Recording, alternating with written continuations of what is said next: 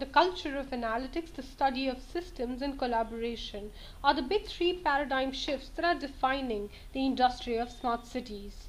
The citizens who are part of smart cities will have platforms to participate and collaborate with local authorities and city governments. First up, let's look at how people will commute. Well, the technology company IBM is betting big on big data, helping cities to get smart by collecting data from different locations.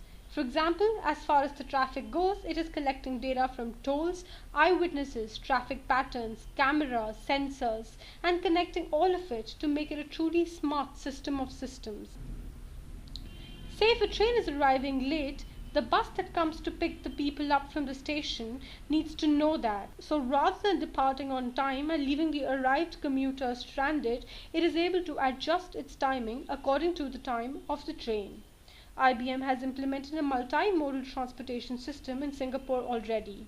The collaborative effort between IBM and Singapore for transport is called Symphony, that lets you use the same smart card to pay for your congestion pricing while you're in car that lets you pay for the public transportation.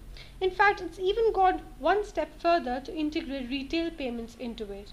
The whole idea is to make public transportation appealing by seamlessly integrating the first and the last mile into it. The key in deploying big data in the mobility system is to reduce congestion and optimally utilize the given resources without expanding the current infrastructure. Just like they say that the answer to congestion is not building more roads and more highways, but optimizing the given infrastructure. It streamlines urban mobility, helps reduce carbon dioxide emissions, and improves the quality of life by offering seamless connectivity. But what happens when almost the entire city decides to go from four wheels to two? The city of Amsterdam has seen the Dutch people clinging to their bikes like no other.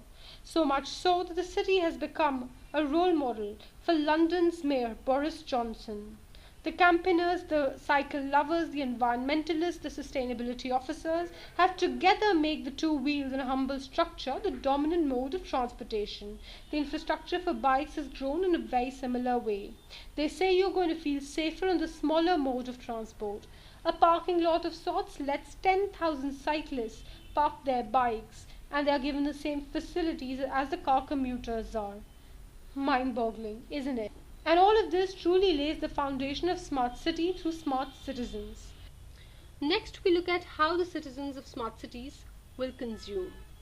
Well, IBM has been working on smart energy, with which it intends to upgrade the aging grid infrastructure and make it smarter, such that when there is a fault in the line, the power could be directed away from it, or the sensors in the system could keep the utilities constantly updated about what's happening where, and also about the health of the system. Further, the tech giant is also talking about empowering consumers to produce their own power through renewables and is interested in creating a marketplace for energy where two-way metering allows them to sell the power for cash. This future is not far away. The city of Amsterdam has already implemented a version of it, empowering the local entrepreneurs in the community. They send energy advisors to the entrepreneurs who make customized suggestions on how energy consumption can be optimized, and the business gets a proposal which is customized for them for energy reduction and their costing. Smart meter gives real-time consumption of the customer for energy saving. Along with that, the customer can actually set a budget and the device provides real-time suggestions and tips. It has also implemented a revolutionary idea called the smart plug. It is an innovation which measures the energy consumption of the particular devices it is connected to. An HMI connected to it runs a software program with which you can see what device is consuming independently. It communicates real time with the device and switch off the device or dim it when it is not in use. And this device works wirelessly quite effectively too. Well, I'm also forced to look at how people living in the smart cities will dispose their trash. Well, as a part of an experiment by MIT, they tracked garbage. Yes, where it is moving, how it goes up the system, and where it ultimately ends. A little chip on the garbage actually helps track it, which consists of GSM module, SIM card, battery, and antenna. It sends constant updates via text messages with the GPS location. So they put the chip on household and yard waste, cameras, old washing machines, electronics, etc., and studied the patterns. What happens when it is correctly disposed and what happens when it is incorrectly disposed. Information about waste management system helps influence people's behavior, and the sensors could be fitted in every object to dispose stuff and recycle it in the right way. The researchers say, what if you could know that the little plastic cup you had coffee in and spent 5 minutes with would actually spend about 2 months in waste disposal system? Wouldn't it help change people's behavior with respect to how they go about doing their daily things? Well, in Amsterdam, they implemented a slightly simpler version of the smartness in disposal systems. The dustbins were fitted with solar panels at the top, which helped generate electricity, just enough to compress all the waste that was collected in them, hence reducing the transportation cost by 5 times, making it a self-sustaining solution.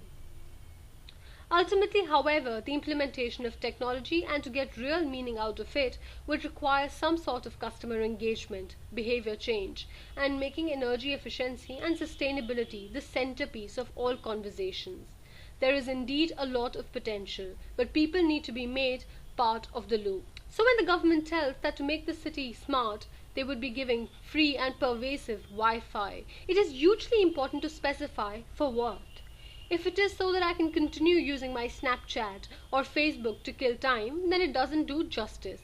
But if it is so that I can access vital information, or I can make meaningful conversations with the systems, or give feedback to the governments, well then it begins to make sense. And it means that we are making the citizens smart, which further creates a smart city.